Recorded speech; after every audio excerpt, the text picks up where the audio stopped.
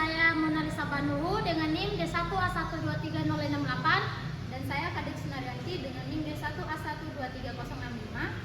Baik, di sini kami akan menjelaskan tentang materi perhitungan, uji validitas dan uji reliabilitas.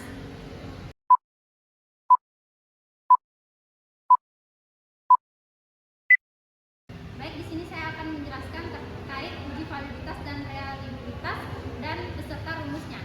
Jadi, uji validitas dan reliabilitas merupakan dua langkah penting dalam penelitian, di mana uji validitas merupakan suatu proses untuk memastikan bahwa alat ukur dapat mengukur sesuatu yang diukur secara tepat sasaran, dan uji reliabilitas adalah proses untuk memastikan bahwa alat ukur dapat mengukur apa yang diukur dengan konsisten walaupun diukur secara berulang kali.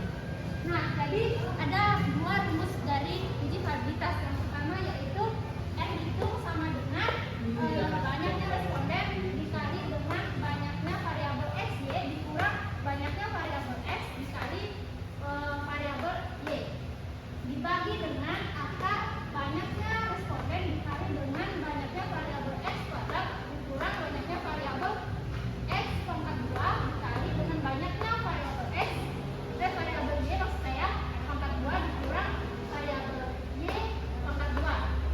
Kemudian rumus yang kedua yaitu T dikurung sama dengan R akar dari N dikurang 2 per akar 1 kurang R pangkat 2.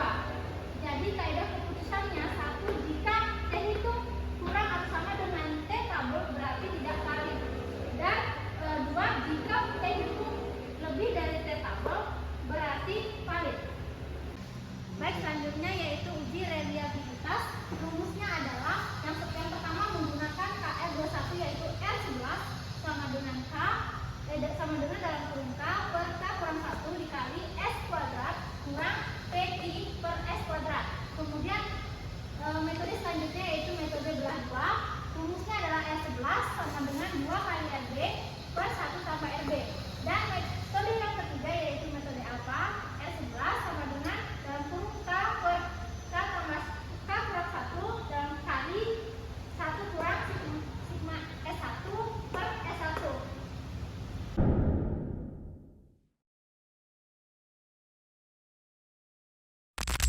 Baik, pertama-tama yaitu kita menentukan variabel item pertanyaan yang telah ditentukan di sebuah skripsi. Nah, di sini kami menggunakan variabel harga. Kemudian di blok semua dimasukkan ke dalam Excel sesuai dengan nomor item dan nomor responden yang telah ditentukan. Kemudian setelah itu ditotalkanlah hasil-hasil dari nomor item pertanyaan ini. Nah, dengan cara klik sama dengan zoom, kemudian di blok semuanya masing-masing nomor item pertanyaan ini. Setelah itu diklik enter. Setelah itu menghitung total skor dengan cara yang sama, kemudian di blok semua masing-masing responden ini. Nah, setelah itu kita menentukan tabel untuk item. Kita ambil satu contoh tabel untuk item pertanyaan nomor 1. Nah, kita misalkan tabel itu sebagai variabel X. Variabel X ini kita blok semuanya yang menjadi acuan pada tabel item nomor pertanyaan 1. Nah, kita blok semuanya, kita masukkan ke dalam tabel, kemudian kita hitung keseluruhan totalnya. Kemudian kita misalkan total skor tadi yang telah kita hitung dengan variabel Y. Variabel Y semuanya dimasukkan lagi. Kemudian X2 ini dari hasil penjumlahan dari daftar pertanyaan variabel X pada tadi semuanya dipangkatkan 2, kemudian keduanya pula begitu. Dengan Y2 yang menjadi total skor itu semuanya dipangkatkan 2 menjadi X kali Y. Ini hasil dari X ini 5 kali 25 sama dengan 125. Setelah itu 4 kali 20 sama dengan 80. Semuanya begitu. Selanjutnya kita masukkan dalam bentuk rumus. Hal pertama yaitu perlu kita tentukan R hitungnya, yaitu dengan rumus N sigma XY kurang sigma X kali sigma Y bagi akar N sigma X pangkat 2 dikurangi sigma X pangkat 2 dikali si N sigma X sigma Y pangkat 2 dikurang sigma Y dipangkatkan 2. Baik, setelah itu kita memperoleh nilai R hitung sama dengan 0,926. Habis itu kita beralih ke T hitung dengan rumus sama dengan R akar 2 kurang akar N kurang 2 dibagi akar 1 dikurangi R pangkat 2 dengan hasil sama dengan 1,47588 yang berarti valid. Setelah itu kita beralih ke tabel T tabel dengan kelas kelima kolom kedua.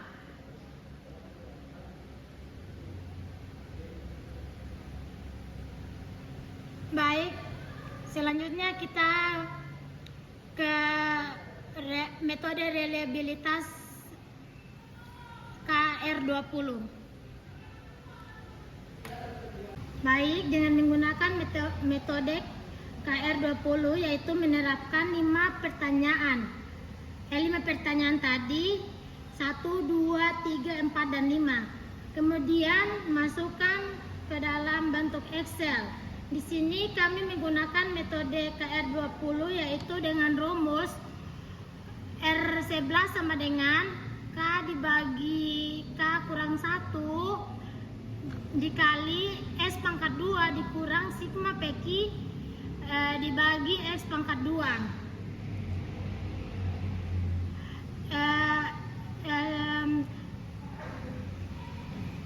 Yaitu standar deviasi yaitu 1,18.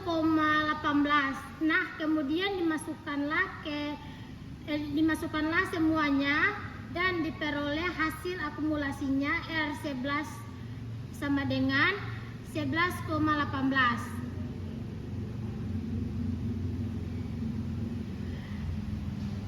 Setelah itu pada reliabilitas Sperman.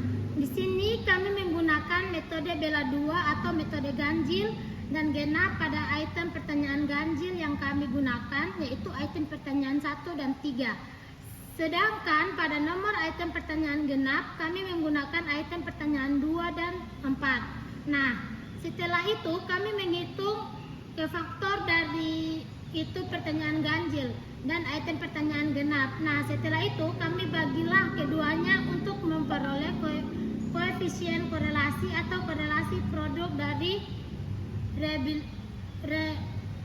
RB. Nah, diperolehlah hasil yaitu 0,80. Kita masukkan ke rumus metode Sperman yaitu R11 sama dengan 2 RB dibagi 1 tambah RB, di mana 2 kali R itu tadi ya yang telah kita peroleh yaitu 0,080, sedangkan memperoleh hasil 0,16044 kemudian dibagi dengan 1 tambah RB 1 tambah R nya 0,1 tambah 0,080 sama dengan 1,080. Nah, dibagilah keduanya yaitu 0,16044 dibagi dengan 1,080 sama dengan 0,4853.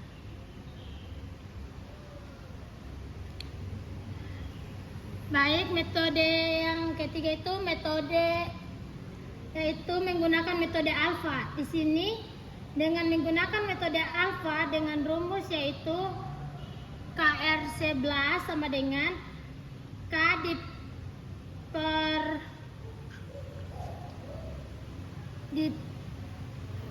dibagi K kurang 1 dalam kurung sigma XY dikalikan dengan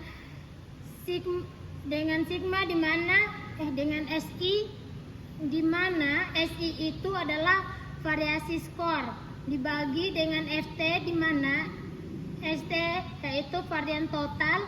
Di sini kita peroleh varian skornya yaitu 41, sedangkan untuk ST-nya 173. Nah, dibagilah keduanya maka diperoleh hasilnya, kemudian dimasukkan dalam item-item tersebut.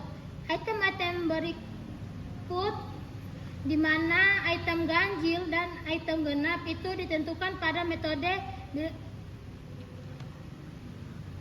bilangan metode bagi dua. Yang kami gunakan yaitu variabel 1 dan variabel 3, sedangkan item genap yang kami gunakan yaitu variabel 2 dan variabel 4. Nah, kemudian setelah dimasukkan ke semua variabel tersebut, setiap variabel itu dipangkatkan 2, maka diperoleh hasil untuk metode alfa ini